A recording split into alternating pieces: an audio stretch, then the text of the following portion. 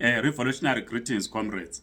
I must confess that when I listened to a 2 minutes video clip by the ANC Secretary General, Comrade Fikile Mbalula, I arrived at a particular conclusion, which of course is different from the one that I'm going to communicate here. But I to look for the entire presentation that he made at the ANC Professional Conference in Cape Town on what led the ANC Secretary General to say the things that he said in relation to Zimbabwe, particularly where he spoke about the leader of Triple C, Nelson Chamisa, and that Zimbabwe has moved to South Africa.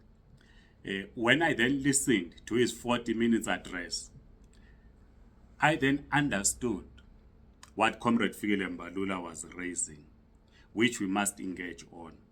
So Comrade Fikile, on the part that he spoke about Zimbabwe, he did not start about Zimbabwe. He spoke about Cuba, about the position of South Africa in Russia. And I understood him to be addressing or talking about the anti-imperialist struggle. We need to understand it from that point of view. That his address on that particular part was about the anti-imperialist struggle or agenda, and how the United States and her allies get involved in all conflicts, including in Iraq.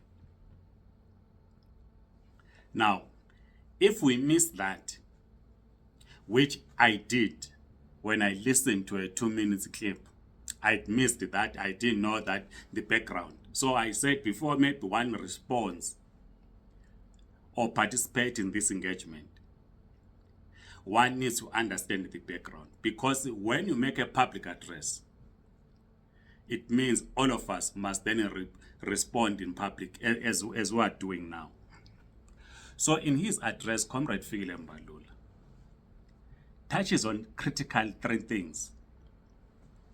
The first thing that he spoke about, which we need to elaborate at some point, is the class character of Triple C led by Chamisa.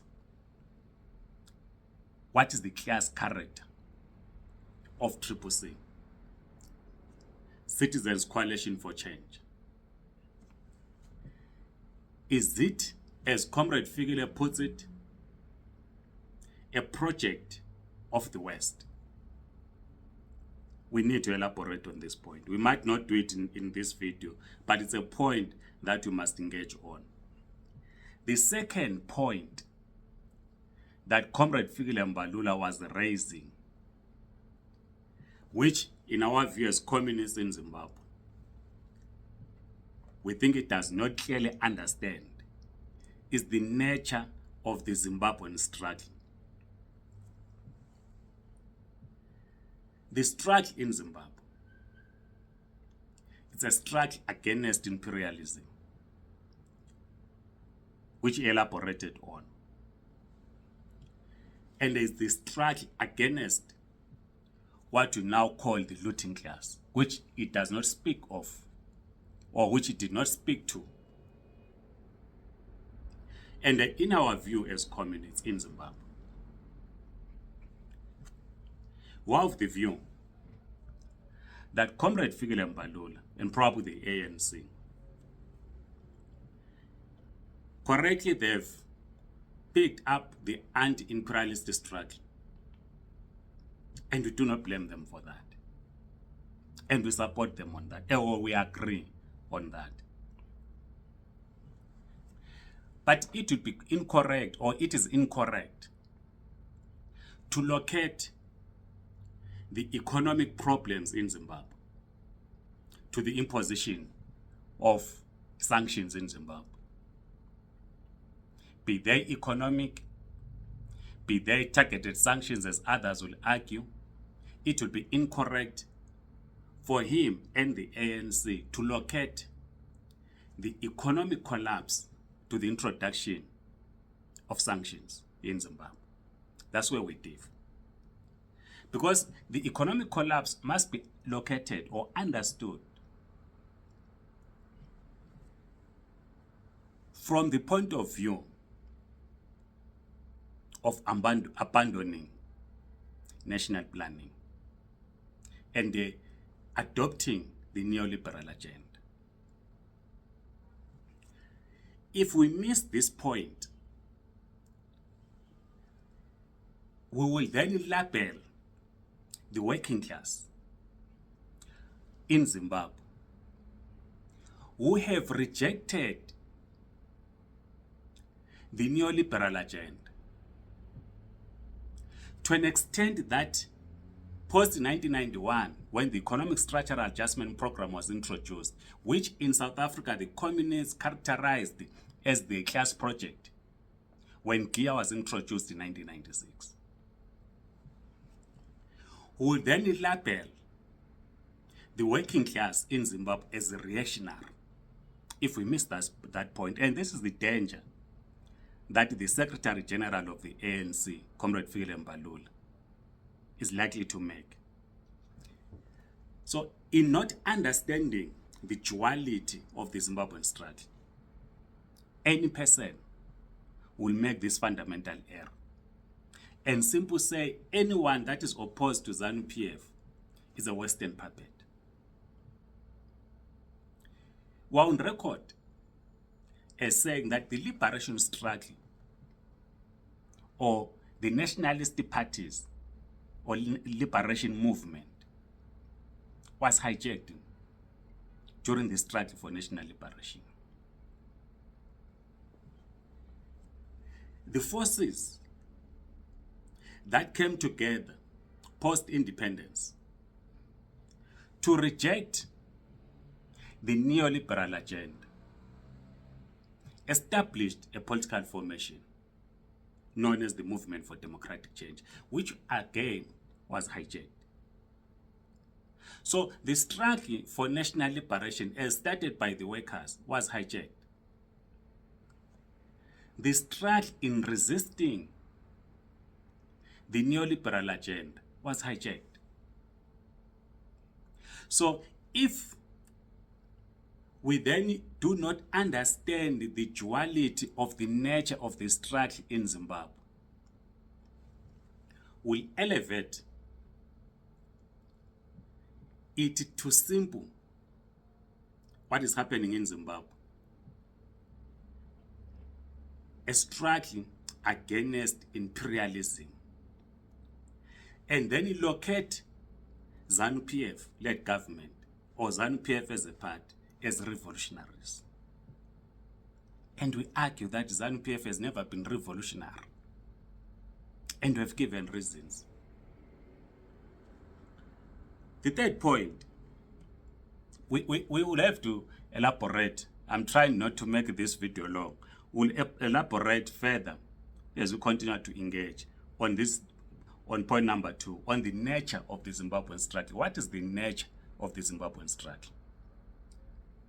So it is a struggle against imperialism and against the looting class, which is parasitic in nature. And we have said or characterized Zimbabwe currently, post the coup that Comrade Mbalula spoke about, as militaristic in nature. We need to understand in that. Third point, which I've already dealt with in point number 2, but which might need its own explanation so that we're able to propose solutions, as we have already done as communists in Zimbabwe, is the whole question of the economy in Zimbabwe. What caused the economic collapse, which then leads the ANC Secretary General to say Zimbabwe has moved into South Africa. I've already spoken about the neoliberal agenda. We abandoned national planning. How then do we resolve this question? As I have said, as I move into conclusion, that the struggle was hijacked. The struggle against the neoliberal agenda or against the local bourgeoisie was hijacked. And it was hijacked at a time when there was a discussion on the land reform in Zimbabwe. Therefore, to Comrade Fikile, Mbalula and others, the cause of the economic collapse in Zimbabwe is linked to the land reform.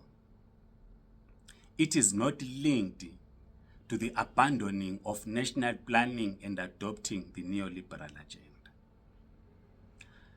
I've left it out to talk about the class character of Triple C.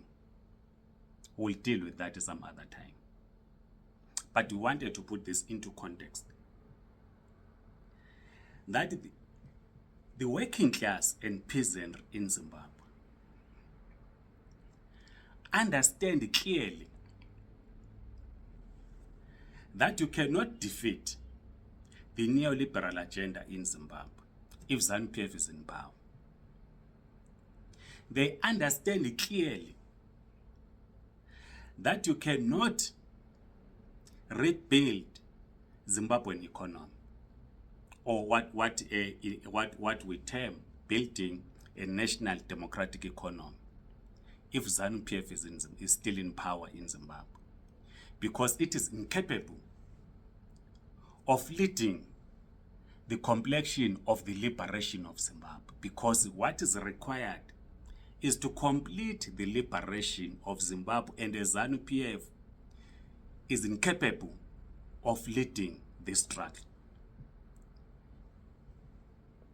Where after building the national democratic economy, you transit to a socialist economy. ZANU-PF is incapable of doing so. So let's hear your views. I'm trying to be brief in my response. Let's hear your views in the comment section. I am Ngabuto Nicholas Mabena, General Secretary of the Zimbabwe Communist Party. Please like this video, subscribe to this YouTube channel. If you're on TikTok, please follow us.